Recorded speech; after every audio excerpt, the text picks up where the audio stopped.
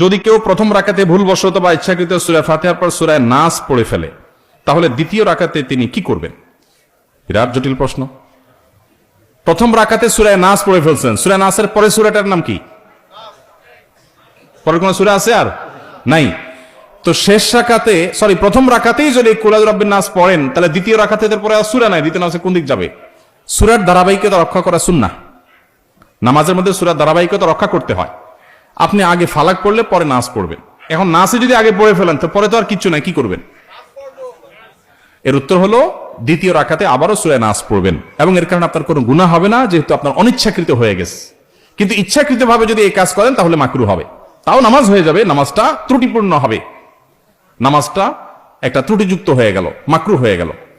অতএব যদি কেউ প্রথম রাকাতে কোনো কারণে সূরা নাস পড়ে ফেলেন, দ্বিতীয় রাকাতে আবার তিনি সূরা নাস পড়বেন।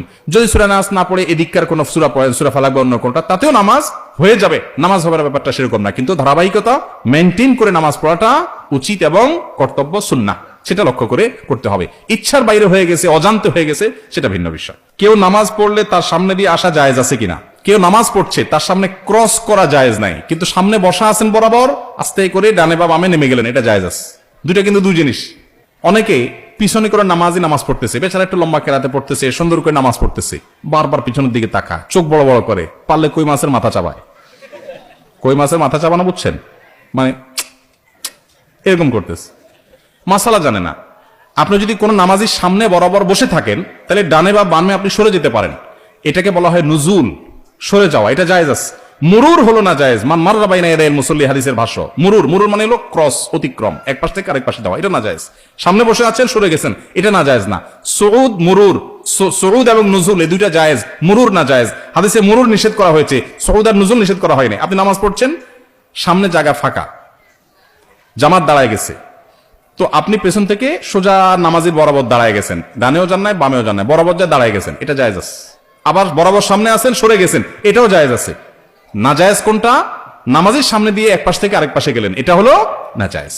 অতএব যত দেরি হোক, যত কষ্ট হোক, সবর করবেন এবং ক্রস করবেন না। আর যিনি নামাজে দাঁড়াবেন, তারও দায়িত্ব হলো যে মানুষের চলাচলে ব্যাঘাত চাই এরকম কোন জায়গায় নামাজের নিয়ত করবেন না। এখন জামাতের নামাজ এক দুই রাকাত ছুটে গেছে, বেচারা সেগুলো আদায় করতেছে, তার তো কিছু করার নাই। এক্ষেত্রে সামনে মুসল্লিরা হাঁটাহাঁটি করবে না। অনেক সময় দেখা যায় নামাজিরা এক দুই রাকাত মিস করেছেন, মাসবুক হয়েছেন, তারা নামাজ পড়ছেন, আর বাকিরা উঠে হাঁটাহাঁটি শুরু করছে নামাজের সামনে দিয়ে। নবী সাল্লাল্লাহু আলাইহি ওয়াসাল্লাম বলেছেন, নামাজি ব্যক্তির সামনে ক্রস করা, হাঁটাহাঁটি করা, এটা কত বড় অপরাধ, এর শাস্তি কত জঘন্য হবে, এটা যদি মানুষ জানতো, 40 পর্যন্ত মানুষ অপেক্ষা করতো। 40 বলতে 40 দিন না বছর, সেটা নবী সাল্লাল্লাহু আলাইহি ওয়াসাল্লাম বলেন নাই। তাহলে বোঝা গেল যে ক্রস করা, অতিক্রম করা জায়েজ নাই। যত সময় লাগুক প্রয়োজন অপেক্ষা করতে হবে, সবর করতে হবে।